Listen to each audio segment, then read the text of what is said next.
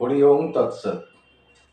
আজকের ভিডিওটা করছি অনেকেই ভূত প্রেত সম্পর্কে জাস্ট একটা কোলাজ একটু জানার জন্য। সেটা হচ্ছে, ধরুন কলকাতার একটা মেস বাড়ি। এবার এই মেস বাড়িতে এমন লোক থাকে যারা ওই রাত্রিটা শুতে আসে, বাকি সময়টা কলকাতার বিভিন্ন জায়গায় কাজ করে। তো কেউ প্রফেশন আছে, কেউ সার্ভিস আছে করে, রাত্রিটা আসে, এসে মেস বাড়িতে থাকে, আর শনিবার রবিবার গ্রামে যায়। তো এবার ব্যাপার হচ্ছে, ভূতের বাড়িও সেরকম।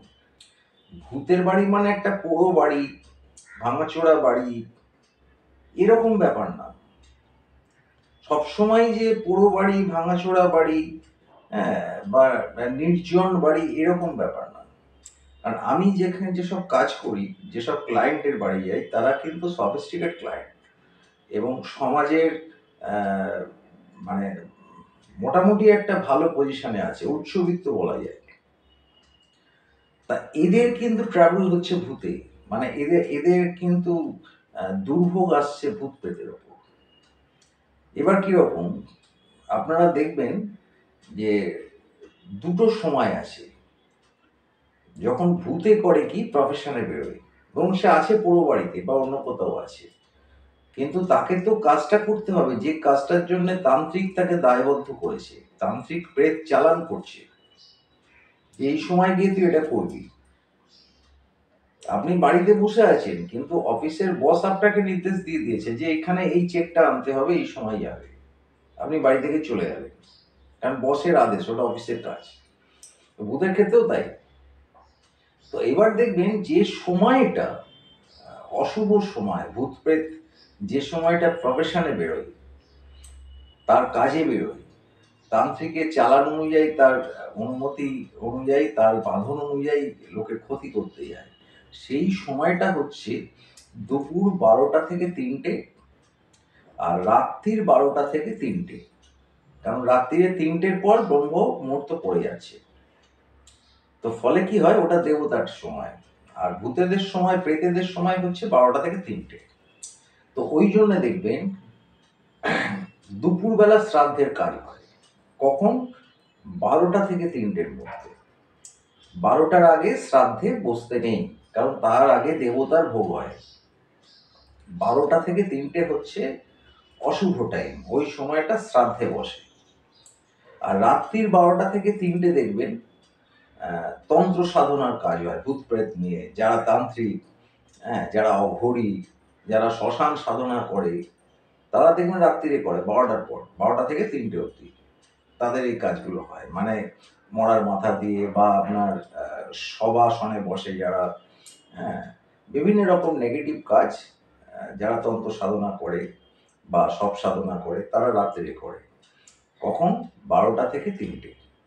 আর দুপুরে দেখবেন শ্রাদ্ধ, প্রায়শ্চিত্ত, হ্যাঁ, বাৎসরিক, এইসব কাজগুলো, মানে প্রেতকে আহ্বান করে যে পিণ্ডদান, এইগুলো কিন্তু 12টার পর হয়। যেমন তর্পণ, এগুলো 12টার পর হয়, দুপুর 12টার পর। তো এই সময়গুলো খেয়াল রাখতে হবে, মানে দুপুর 12টা থেকে 3টে, রাত্রির 12টা থেকে 3টে, এই সময়টা ভূত প্রেত তার নিজস্ব কাজে বেরোয়। বাকি সময়টা সে তার মেশে থাকলো, আর পুরো বাড়িটা হচ্ছে তার মেশ বাড়ি।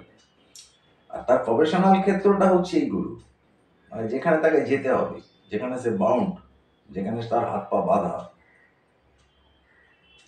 বোঝাতে পারলাম? তার মানে খেয়াল রাখবেন যে শুধু পুরো বাড়ি মানেই ভূত প্রেত নয়।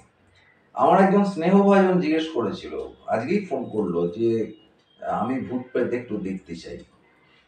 তো ওকে আমি পার্সোনাল বারণ করেছি, কিন্তু আপনাদের জানিয়ে রাখি, ভূত প্রেত কাছাকাছি কলকাতার মধ্যে, যেমন আপনার সল্টলেকে উইপ্রো কোম্পানিতে আছে, ওখানকার স্টাফেদের বললেই হবে যে আমি ভূত প্রেত দেখবো, ওরা গাইড করবে আপনাকে, কারণ ওরা জানে।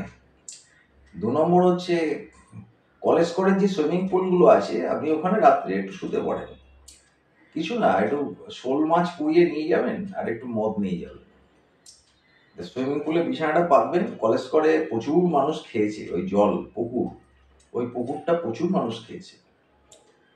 তো এবার ব্যাপার হচ্ছে, ডুবে মৃত্যু, অপমৃত্যু হয়েছে অনেক। তো ওইখানে সুইমিং পুলে আপনি বসবেন, বিছানা টিছানা পেতে রাখবেন, একটু শোল মাছ পুড়িয়ে নিয়ে যাবেন আর একটু মদ নিয়ে যাবেন, নিয়ে গিয়ে ওই শোল মাছের টুকরোগুলো পেছন দিকে, পোড়া শোল মাছের টুকরোগুলো পেছন দিকে ফেলবেন। ওরে আয়, ওরে আয়, ওরে আয়, এইভাবে একটা দুটো করে ফেলতে শুরু করুন। দিয়ে এরকম ফেলতে ফেলতে যেই ফুরিয়ে যাবে দুম করে পেছন দিকে তাকান, মিরাকেল একটা ঘটবেই, কোনো চিন্তা নেই। হ্যাঁ, বাচ্চাদের লজেন্স দেওয়ার মতো, মানে দু তিনটে বাচ্চাকে লজেন্স দিলাম তো তারা বাড়ি গিয়ে বলবে যে অমুক কেউ লজেন্স দিচ্ছে, তারপর দেখবেন পিলপিল করে বাচ্চা বেরোচ্ছে। তো যে ভূত প্রেত গুলো শোল মাছ পাবে না তারা কিন্তু আপনার পেছনে দাঁড়িয়ে থাকবে, কারণ তারা তো পায়নি। ভালো থাকবেন, তবে ভূত প্রেত দেখতে না যাওয়াই ভালো, কারণ আপনি সামলাতে পারবেন না। যাই হোক, ভালো থাকুন, ঈশ্বর করুন না আপনাকে এই ভূত প্রেতের চক্করে পড়তে না হয়। হরি ওম তৎসৎ, হরি ওম তৎসৎ, হরি ওম তৎসৎ।